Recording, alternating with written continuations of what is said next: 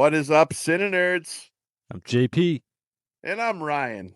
and today we are finally doing this episode. I have had this flyer for this episode on our website for like months and months, and I've actually had a couple people ask, "When are you doing that 1980s sci-fi film, top 5 1980s sci-fi film episode?"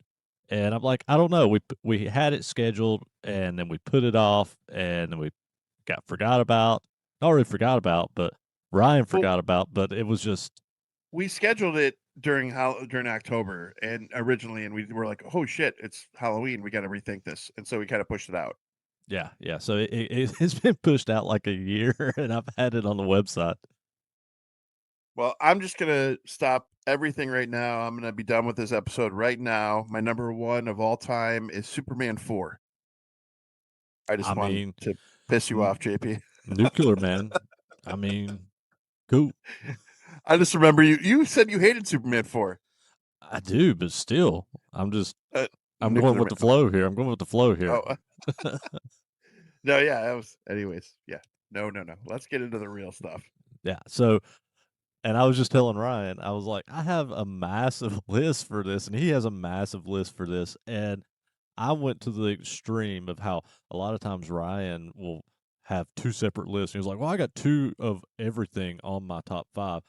And I did the same for this because I did a mainstream list and then I did a less mainstream top 5 list. So as I go through mine, I'm going to give you both. I think So I've got enough. I I'm think probably I've got going enough here. I can do that as well. I mean I do, and I don't know. We'll see how we talk about these films as we go through them, but I want to talk about the lesser known ones more, the less mainstream ones versus the mainstream ones because you guys know the mainstream ones. Alrighty. So we're gonna rock paper scissors this so I can win again. You know what? You can start or I can start. I don't care. Whatever you're feeling today, Okay. JP. Well, you go ahead and start then. Because I feel like you cheat when we do that and we're over the internet because there's a drag or a delay or anything. That looks really bad on my That camera. looked really bad. I was about to say that. If you are just listening and you have time, go check out the video. You'll appreciate it later. Anyways, okay, so I'm gonna first I'll do my number 5 mainstream movie, and then I'll do my number 5 lesser known movie.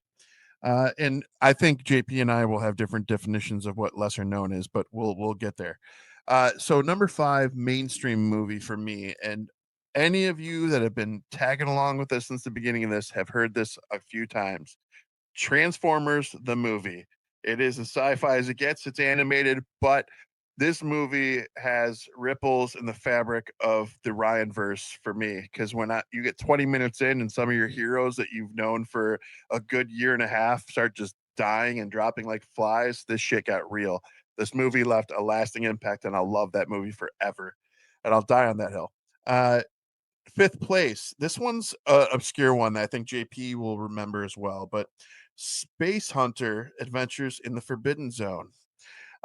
This movie was just something that like I wasn't expecting to like as much as I liked. I put it on when I was a kid by accident. I think it was like on HBO, and just the way it unfolded and the way the adventure went, I was just drawn in. And as any kid that's watching that movie should be.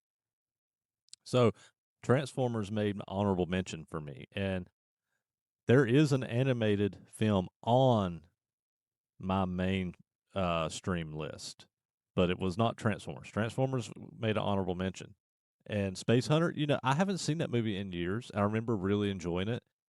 Did not make my list because I don't remember much about it, and there's actually one that I'd actually talked about a while back with somebody. That I was like, I really need to rewatch that film and revisit it because I haven't seen it since the '80s.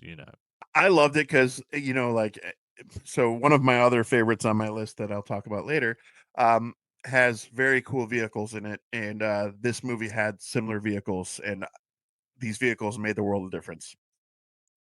So my mainstream list, number 5, Aliens.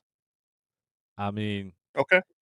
Aliens. You got to have aliens on here, and Aliens versus Alien is more sci-fi, where Alien to me was more horror. They're both sci-fi, but Aliens felt more sci-fi action for me. And I mean, it's a classic. I mean, at this point, Aliens is a better film than Alien is, to in my opinion, anyway. So I was always a massive fan of Aliens. So my non-mainstream list, number 5 is Trancers. I fucking love Trancers. I Ooh. love Jack Death. I love Trancers, Trancers 2, Trancers 3, Trancers 4, Trancers 5. I love all the Trancer I films. And I knew about 1 and 2. I didn't know there was more. oh yeah, I have them all on Blu-ray or DVD. So yeah, and they should all be available on Tubi as well. I think all of them's on Tubi because of they're all Full Moon Entertainment, and most of all that Yeah. Full Moon stuff is on Tubi. So, but yeah, fucking Trancers. I mean, I love what's his name, Tom Topperson, whatever his name is, the main guy that plays Jack Death. He's in a bunch of shit. Like he's in Who's Harry Crumb. He's in a ton of stuff during that time period. And so yeah, Trancers and Aliens are my mainstream and non-mainstream number fives. So because you chose Aliens as your number 5 for the mainstream, I'm just gonna put this out there. For me, I think JP and I think most of you probably would know. So my top out of in my top 5 list, there will not be Empire Strikes Back, there won't be The Thing, and there won't be Aliens because those ones are too obvious. I love those films, so I took them out. So let's get into my 4. All right. So for number 4, mainstream, I chose Masters of the Universe. I don't know if that's considered mainstream, but I considered it mainstream. So Dolph Lundgren's pretty mainstream for that time, and I just loved it. It was nothing like the TV show. The TV show is great, but like Frank Langella took Skeletor to another level. Dolph Lundgren, just the whole cast was great. It was a fun story. I enjoyed watching it every time I saw it, so I was a big fan of that. So Masters of the Universe was the mainstream number 4. Number 4, this one I had it's well known, but it's not. I don't know. Let's just go Solar Babies. Okay. I put Yeah. Solar Babies on there. I like Solar Babies, but which this one jumps to the 90s for me. I prefer Prayer of the Roller Boys over Solar Babies. Oh, I got you. Yeah, that's good. That's solid. I think I just forgot that one. I was going to put that in honorable mentions, but I forgot about that. But Prayer of the Roller Boys is 90s, so you couldn't add that into this list. So, but as for those style rollerblades, skating type post-apocalyptic movies, I like Prayer of the Roller Boys over. But Solar Babies is a fun one. It did not make an honorable mention for me. However, Masters of the Universe was an honorable mention on my list. Did not make it top 5 for me, but for the same reasons. I love canon films, and Masters of the Universe was a canon film, and I love Dolph Lundgren. I love the aesthetic of that film. It got a lot of hate. I loved it. Loved it as a kid. Love it as an adult. I am scared shitless if this new one ever makes it across the finish line.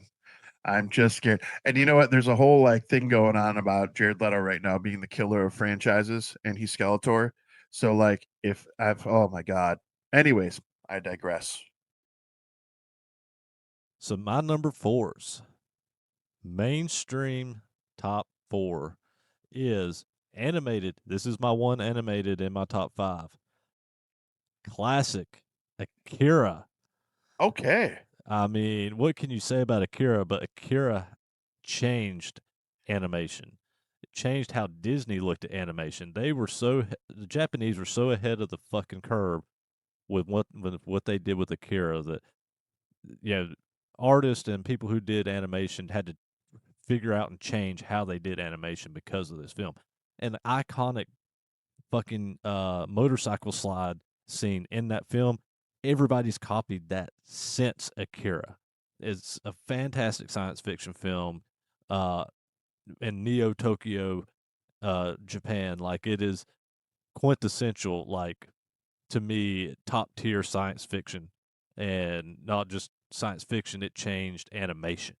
Um, my non-mainstream number 4 is, and this could kind of go on either top 5, Explorers, because I fucking love Explorers. It was kind of Goonies in space with River Phoenix and Ethan Hawke, young River Phoenix and young Ethan Hawke, and kids figuring out or getting messages from dreams from aliens to how to create a Spaceship. a spaceship, and they actually go visit these aliens in space. And once they get to space, it's very 1950s science fiction alien, type film, but in the 80s. Like, I love the fucking Explorers, and it's a classic for me. I've probably watched that film 500 times in my life. Yeah, I love it. that is a quintessential solid movie for me growing up. I loved that film. So fun. I love the fact that when they meet the aliens, they discover that the aliens are actually kids themselves and their Mhm. parents catch them, and it's good, clean fun. Yeah, yeah. It's not scary. It's fun for everybody. All right. I guess we're going into my threes. Um, Mainstream choice, I'm going with Mad Max Beyond Thunderdome. I fucking love this movie. This movie is so Mad Max character. I love where we went with Hardy. I love Charlize Theron, Anna Taylor-Joy. I love everything that Miller is doing with this whole universe. I like the concept that he's a legend and he's roaming the wastelands, so he can pretty much be made up a story and a vision of someone. I enjoy it all. So Mad Max Beyond Thunderdome took it to a new level for me. When he finds the children, when he almost dies in the desert, and the children think he's this pilot who's come back to save them. Just the way this whole thing unfolds, it's just so good. And the car chases of Mad Max, these cars, these vehicles in these movies are just untouchable. They're so iconic, and that's why I talked about the other movie I talked about earlier with the Space Hunter movie. The cars in that were all equally in that realm, and they're awesome. So yeah, that's the third place for the mainstream one. And then for my lesser knowns, and again, this is subjective, so it might be something that's more well known to you, but Buckaroo Banzai. This movie is just bananas. I love it. It's just so good. Um, Everybody's going to be surprised. I'm going to go ahead and just say this right now. All the Mad Max films, which I didn't add Mad Max because it was in the 70s, I think, and so I didn't The include it. Road Warrior was, yeah, 70s. But was Road Warrior 70s? Yep. Okay, I was thinking the original, but it was in the 70s. But I thought Road Warrior was in 80. But Wait, I always fucked that up. Wasn't the Road Warrior, was that the second one? Road Warrior is the second one. Yes. Okay. Uh okay, the original, the first one's in the Mhm. 70s. Yeah. Sorry. Yes. So anyway, you guys know Mad Max is like one of my favorite franchises, but I did not include Mad Max into my top 5 list. They are honorable mentions again for me, just because even though it's one of my favorite franchises, I feel like there's better science fiction out there, and for one-offs. And so we get to my number threes. My mainstream number three is it's a two-part movie, but it's not two. It is two different movies, but it's same part of the same film. Star Trek, The Wrath of Khan, and The Search for Spock. They're on my honorable mentions as well. But Literally together like that. yeah, because they are so you can't have one without the other because they are No, iconic, and the story leads from one to the other. They are classics. I mean, you get the classic scene with Khan and Spock sacrificing himself, and then Spock being reborn on with the Genesis project. Like, I as much of a Star Wars fan as I am a huge original series Star Trek fan. I love William Shatner. He is my captain. Um, my number three in non-mainstream, and this is another one could be on other people's mainstreams. The Last Starfighter. I fucking love The Last Starfighter. It is such a fun movie. With a guy that is playing an arcade game and beats this arcade game, and alien comes down to recruit him to come fight this space battle with them, and he uh ends up being the last starfighter because base gets attacked, and he is the last one that can actually go fight this whole armada of aliens coming to um, take over this region of space. So, Last Starfighter and Star Trek Wrath of Khan and um, The Search for Spock, number threes. Okay, those are fair. By the way, I will say this too. So I am an equal opportunity sci-fi lover. So I definitely am Star Wars first, but there's no hate given at all to the Star Trek universe. The only one that kind of, and everyone's going to blow me up if you're a Star Trek fan, but Deep Space Nine was not my favorite. So that one, Nah, that's where I kind of drew the line. But outside of that, um, all right. So shit, am I already at twos, huh? All right, let's dig into this. So my number two mainstream movie is, you're going to know this from the soundtrack list as well, but Flash Gordon. I had to put Flash Gordon in there. It's one of my favorite scores to any, or soundtrack to any movie. It is one of the best action movies. Obviously, the Flash Gordon character is timeless. He's been around for decades at this point, and but this incarnation of him with Sam Jones is just untouchable. I love it. It's so good. Check it out if you haven't yet, and make sure you have the best sound system to listen to the soundtrack as you're watching it. And then my number two in the lesser known ones, and if you haven't seen this, go check it out. I think Apple made a mockery of this and people got really mad, and they I don't think it did very well. It wasn't received well, but the original Time Bandits. Time Bandits was so good to me. I love that movie. The little people aspect, the young kid, the evil antagonist, like it just, there's so much imagination and creativity going on there. It's just a beautiful movie. I hadn't even thought about Time Bandits. Did not even cross my mind. That's a surprising one. Okay, so we're at my number two, and I'm gonna surprise some of you with my number two, and it's gonna make you guys wonder a little bit what my number one is gonna be. So my number two on my mainstream is Empire Strikes Back, because I mean, yeah, Ryan said it would be obvious, it'd be too obvious. I included it because it was not going to be my number one, which I thought would surprise you guys if with me adding it to the list, because there is another that I like more. So my Nope, non there is so another. Empire Strikes Back is my number two mainstream for obvious reasons. It is my favorite Star Wars film, and yes, so we'll just leave it at that. You guys know we're obsessed with Star Wars. We're nerds. My non-mainstream number two, which is, you've heard me preach about this film a lot as we've done this whole podcast start since we started. The Blob, the 80s Blob. Jesus, I love that remake. It's better than the original, and it has the same vibe as the original. Kevin Dillon's great. Shawnee Smith is great. I mean, just fucking Blob. If you've not seen it, you have to watch it. It is science fiction slash kind of horror. It is horror. Um, if you've never seen the '80s Blob, it is a must watch for any sci-fi horror fan.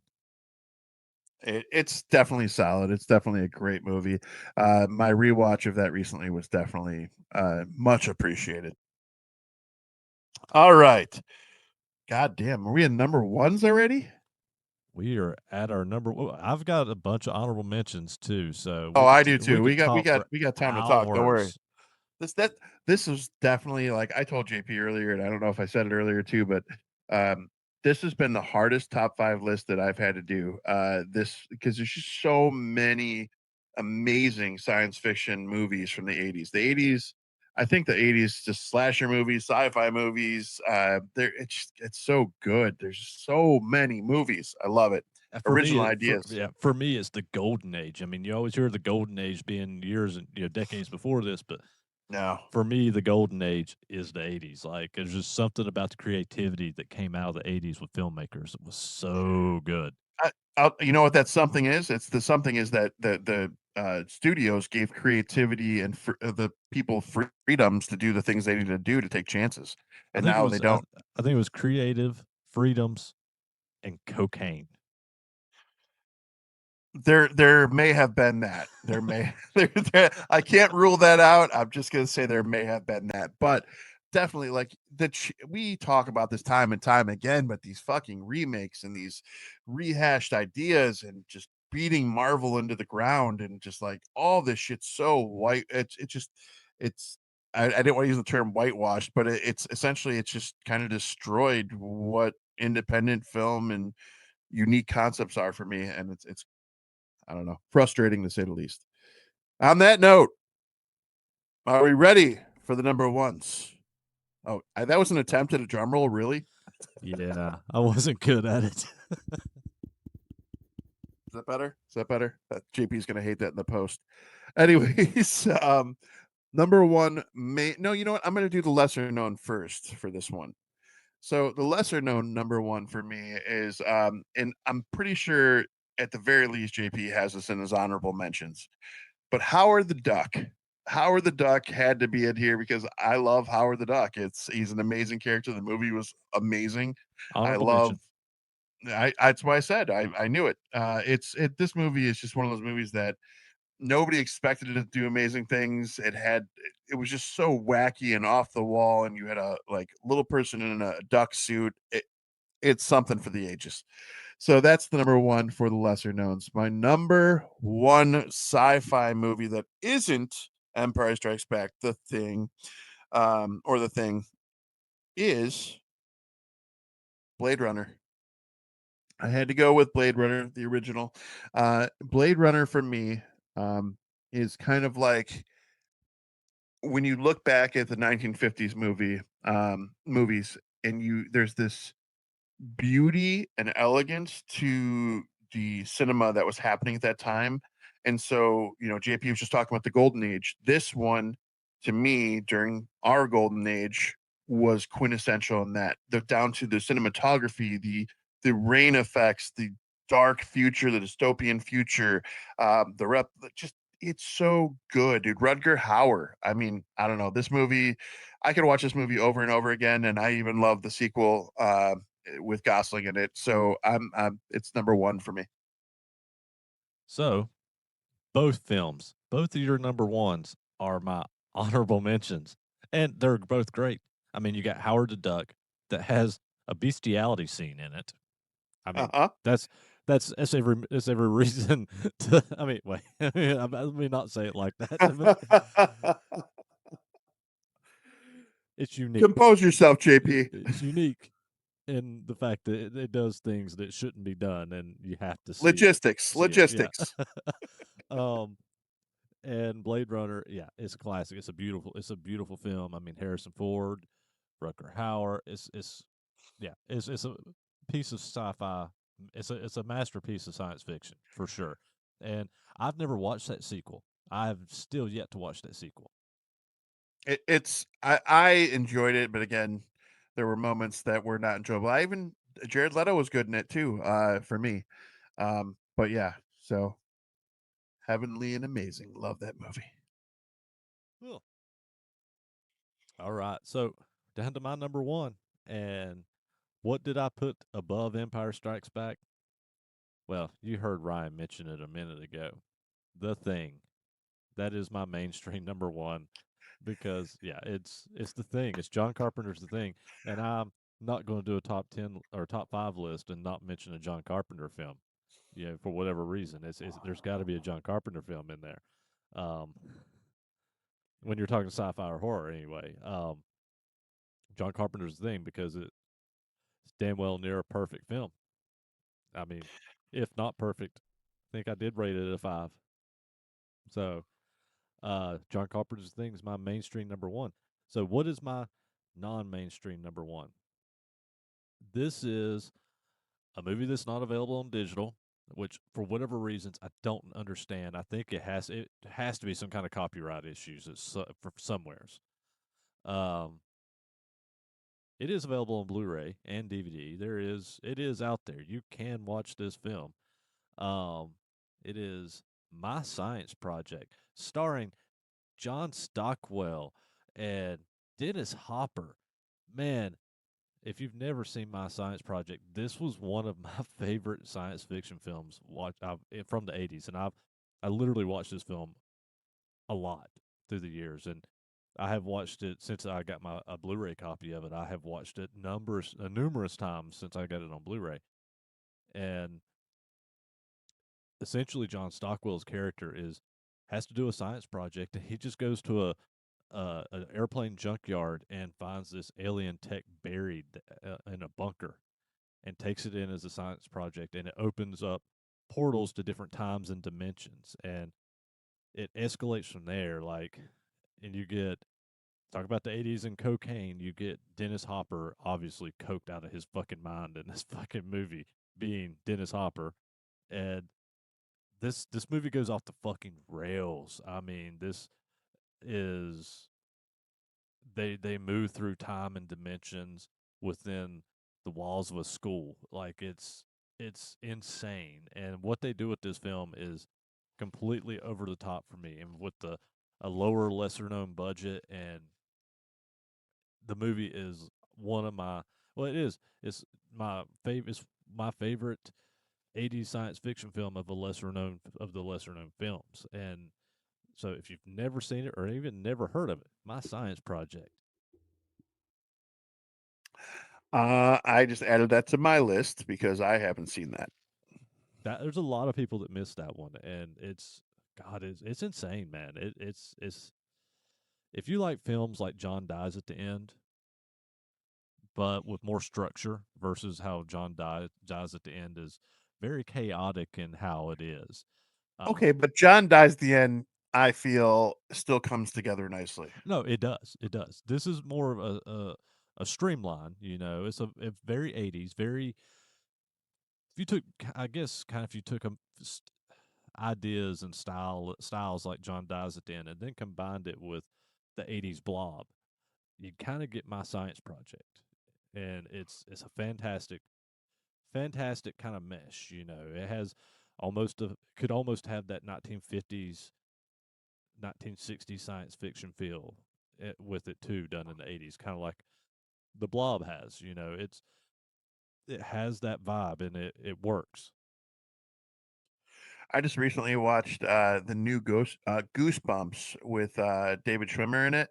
I watched that with the wife and my kid, and oh my god, it was actually really good. And everything you just said made me think of it, including the Blob. And if you ever watch it, you'll know what I'm talking about. All right, Well, honorable mentions. honorable mentions: The Predator. None of us mentioned The Predator. Honorable mention. It's Well, definitely there. Yeah, that's where we're at. yeah. No, totally agree with that. And They Live. They Live is another one for me that was we've done the review on it. We love that movie. We know what's up Hmm. with it. But that one definitely was a solid 80s staple. Terminator. I'm surprised Yep. nobody mentioned neither one of us mentioned that one. Well, I think some of these are obvious for Yeah, the yeah, if you didn't hear them on the main list, you're gonna hear them now. Um, Heavy metal. I had to have heavy metal in there because that one, music lovers unite, and that was pretty amazing for its time as well. Uh, that one didn't make an honorable mention for me, but I get why. I mean, I had other reasons I think I've discussed before, but no, when you've got a good movie like Akira with the crisp anime, I understand why that one might not because it's not exactly the same par. Hmm. Uh, Back to Akira real quick. I just bought that. That just hit $5 in the Fandango store, so I bought Hmm. that and I'd watched that recently. Yeah. Um, Bill and Ted, Excellent Adventure. I don't have that on my list. Yeah, I I mean, did love it, but just because I mean I was a massive Bill and Ted fan. Yeah, they're silly films, but you watch them for what they are, and for them being silly, Alex Winter, Keanu Reeves, early days films. You know, so yeah, Bill and Ted's Excellent Adventure. speaking of things that we haven't brought up, Back to the Future. Honorable mention, Back to the Future. Yeah, Um, and that's on my list. Yeah, all the same because I love that trilogy. I'm not gonna. I'm gonna go with just some of the lesser knowns for my remaining honorable mentions because I've got a lot. You want me to go? Yeah, go for it. We've done a whole episode in this one too, but The Abyss, I thought The Abyss was an amazing one for the 80s. Batteries Not Included, Critters, all solid movies. I had to. I'll go Back your to abyss. I'll go your abyss, and I will add you Leviathan because that one made my honorable mentions. Almost made my top 5 and my lesser knowns because I love the and, Leviathan. I'll call your Leviathan and I'll raise you Deep Star 6. Deep Star 6 was in my honorable mentions as well because I love both of those films. And so, yeah. Um, Another one I'm surprised that you haven't mentioned yet The Wraith. Charlie Sheen's The Wraith. Yeah, that's a solid. That's absolutely an amazing one. Starman. Do you remember Starman? Mm-hmm. That was good. And I mean, yeah, I mean, you could go all day long. Enemy Mine. Um, God, I mean, there's just so much that came out of this time Here, period. here's my remaining. I'll just run down real quick. Enemy of Mine, Killer Clowns from Outer Space, Dune, Tron, The Stuff, Spaceballs, and Cyborg. All of those were on my list. All I those mean, are on my list. there's such fun films. Every one of those had different but similar things in the science fiction aspect, obviously, but they had so many things just to pull you in, grasp you in. It kept you busy, kept your mind wondering what happened, or if you just enjoyed it for fun. They're just all amazing films. My Do you have a cat's about visitor? to, yeah, my cat's about to drop my green screen. As you can I see it see, moving. I see it moving. he is That's going, awesome. he is going nuts. I think he's just fucked shit up. My cats are So meowing outside my door because I locked them out. So yeah, like honorable mentions, you just said Cyborg. I actually, obviously, I put some Albert Pune films on my honorable mentions. Cyborg being one of them. Radioactive Dreams. I mean, Jesus Christ, I've talked about this film how many times? And in all honesty, I should have been in my top 5 lesser knowns. But the only reason I didn't is because I have talked about that film so much that I was just I probably should have just because I did put the thing on mine, and I've talked about that one probably as much as Radioactive Dreams. But you know, Albert Pune did so much through the 80s. You know, with films like Vicious Lips and Radioactive Dreams, and um, I think Alien from L.A. was even popped out of the 80s. That may have been 90s. I can't remember right off, but he had a massive catalog of science fiction that came through the 80s. Yes, he did. And I still, even though it was rough, I would like to see a better version of Radioactive Dreams because I did enjoy that film, especially how much I love the video games Fallout. Oh, I was going to say that earlier regarding Last Starfighter. Last Starfighter, when you were talking about how he won the video game competition, because of Last Starfighter, I'll tell you what, when I played Halo Combat Evolved for the first time, I was playing that like, come get me, I'm going to save this universe. Like I was ready to kill some flood. So because of Last Starfighter, that was the imagination that you used to have as a kid and where you'd go. I see your green screen still moving from Bowie. Yeah. He is absolutely fucking with me now. He is mad because I have not given him his rabbit today. Oh And if you boy. guys don't know what I'm talking about, my cat loves. He has a particular soft food that has rabbit meat in it that he absolutely goes nuts for. And I should have given it to him before I came up here, and I didn't. And he is mad at me. Oh yeah, yeah. All right. Well, Uh, how about recommendations?